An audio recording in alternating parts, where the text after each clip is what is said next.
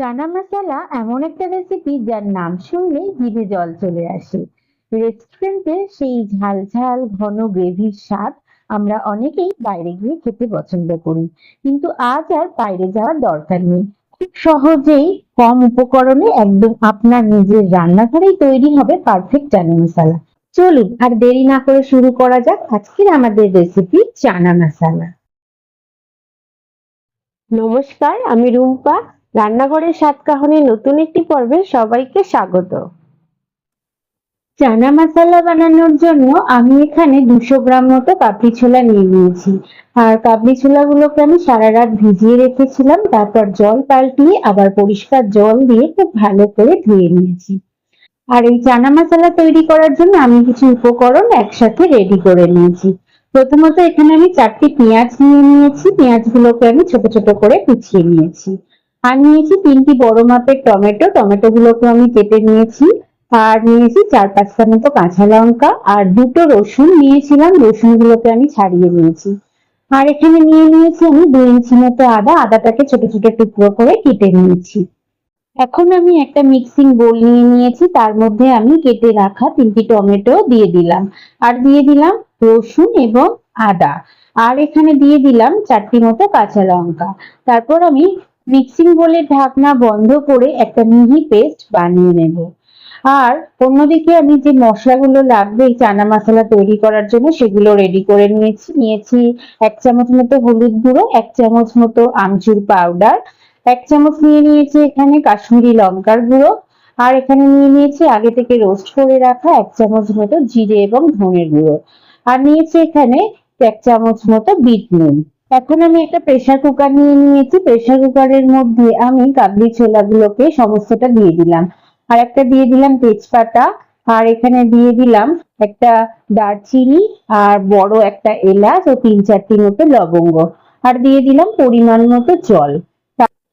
তারপর আমি এখানে দিয়ে দেবো সামান্য একটুখানি খাবার সোডা, আর দিয়ে দেবো এখানে আমি 1 চামচ মতো নুন, আর এখানে দিয়ে দেবো সামান্য একটুখানি হলুদ গুঁড়ো। তারপর প্রেসার কুকারের ঢাকনা বন্ধ করে আমি 2 থেকে 3টি মতো সিটি দিয়ে নেব। আর দেখুন এই প্রেসার কুকারের ঢাকনা বন্ধ করে দিয়েছি, আর সিটি দেওয়া হয়ে গেছে, আর খুব ভালোভাবে কিন্তু কাবলি ছোলাগুলো সিদ্ধ হয়ে গেছে, আপনারা দেখতে পাচ্ছেন। এখন আমি ওভেনে একটা কড়াই বসিয়ে দিয়েছি, কড়াইয়ের মধ্যে দিয়ে দিলাম 2 চামচ মতো ঘি, আর দিয়ে দেবো এখানে 2 চামচের একটু বেশি সাদা তেল। আমি রান্নাটা সাদা তেলে করছি, আপনারা চাইলে সর্ষের তেলেও করতে পারেন। আর এখানে দিয়ে দেবো সামান্য একটুখানি হিং, আর অল্প একটুখানি দিয়ে দেবো গোটা জিরে। তারপর আমি একটু ফোড়নটাকে একটু এদিক ওদিক করে নাড়িয়ে আমি যে 4টি পেঁয়াজ নিয়েছিলাম সেই পেঁয়াজ 4টিকে আমি পেস্ট করে নিয়েছিলাম, সেই পেঁয়াজের পেস্টটা আমি তেলের মধ্যে দিয়ে খুব ভালো করে একটুখানি এদিক ওদিক করে নাড়িয়ে আমি এটাকে একটু হালকা ভেজে নেব। তারপর এখানে 1 চামচ হলুদ গুঁড়ো, 1 চামচ কাশ্মীরি লঙ্কার গুঁড়ো ও দিয়ে দেবো 1 চামচ মতো আমচুর পাউডার, আর দিয়ে দেবো এখানে 1 চামচ মতো রোস্ট করে রাখা জিরে ধনের গুঁড়ো ও 1 চামচ মতো বিট নুন। তারপর খুব ভালো করে মশলাগুলোকে আমি পেঁয়াজের সাথে মিশিয়ে নেব। খুব ভালোভাবে মেশানো হয়ে গেলে আমি এখানে দিয়ে দেবো সামান্য একটুখানি জল, যেহেতু মশলাটা অনেক সময় কড়াইয়ের গায়ে লেগে যায়, তাই অল্প অল্প একটু করে জল দিয়ে আমি মশলাটাকে খুব ভালো করে কষিয়ে নেব। এই রান্নাটার ক্ষেত্রে যত ভালো করে মশলাটা কষানো হবে রান্নার স্বাদ কিন্তু ততটাই বাড়বে। এখন আমি এখানে দিয়ে দিলাম 3টি টমেটো, টমেটোটাকে পেস্ট করে রেখেছিলাম আদা রসুন কাঁচা লঙ্কার সাথে। খুব ভালো করে একটু এদিক ওদিক করে নাড়িয়ে মশলাটাকে আমি কষিয়ে নেব। তারপর দিয়ে দেবো স্বাদ অনুযায়ী নুন। নুনটা দিয়েও খুব ভালো করে মশলাটাকে কিন্তু আমি কষাতে থাকবো, আর এই সময় গ্যাসের ফ্লেমটাকে লো টু মিডিয়ামে দিয়ে মশলাটাকে আমি কষিয়ে নেব। আর যত ভালোভাবে মশলাটা কিন্তু কষাবো রান্নার স্বাদ ততটাই বাড়বে। এবার আমি এখানে দিয়ে দিলাম কাবলি ছোলা।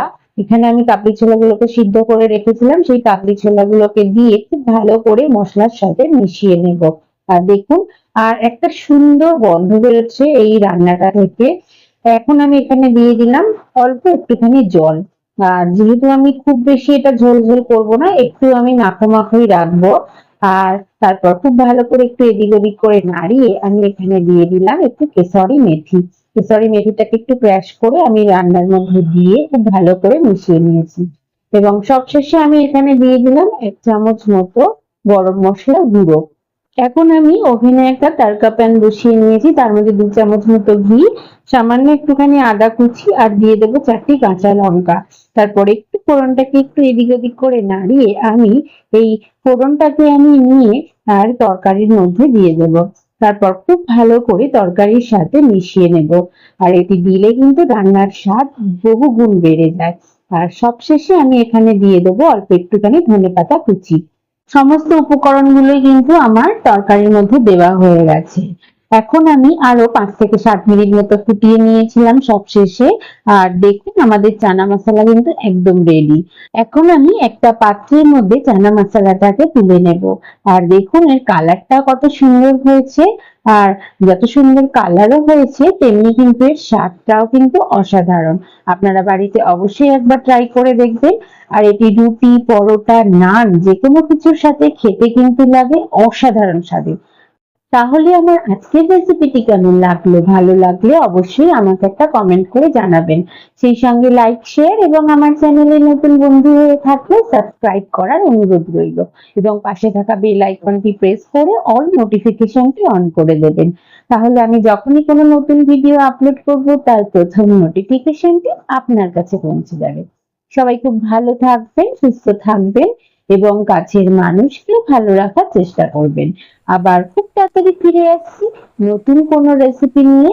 ততক্ষণের জন্য সঙ্গে থাকুন এবং সঙ্গে রাখুন রান্নাঘরের স্বাদ গ্রহণ।